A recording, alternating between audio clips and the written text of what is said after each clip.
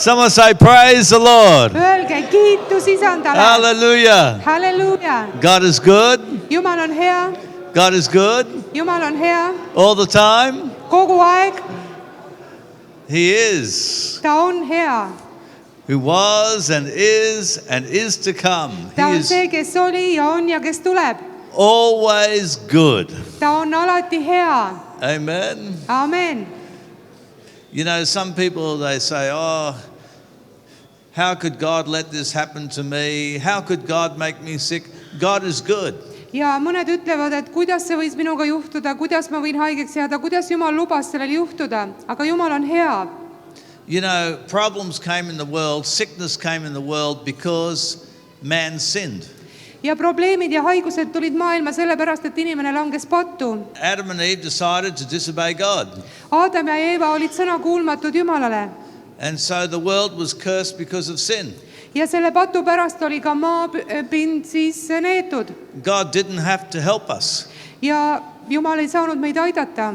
But because God is good and merciful, Aga sellepärast, et Jumal on hea ja armuline, He sent His Son, Jesus Christ, to die on the cross, ta saatis Jeesuse surema ristile, that He could deal with the root of our problems. et ta võiks meie probleemide juurega tegeleda. And the root of our problems is sin. Ja meie probleemide juur on patt. The root of the problem of sickness is sin. Ja selle haiguse siis juur on patt. The sin of Adam and Eve Aadama ja Eeva patt is why we have sickness today. on see, mille pärast meil on täna haigused. And Jesus dealt with sin Ja Jeesus tegeles patuga.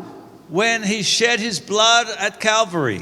Kui ta valas oma vere Golgatal, He atoned for sin. He forgave sin siis ta andis andeks ka patu to all who repent. kõikidele, kes meelt parandavad. And by His stripes we are healed. Ja tema vermete ja haavade tõttu oleme me terved. By His wounds we are healed. Tema haavade pärast oleme me terved. You know, the Bible says that Jesus healed Piibel ütleb, et Jeesus tegi terveks all who had evil spirits. kõik, kellel olid kurjad vaimud. So by His stripes, by His wounds we are delivered.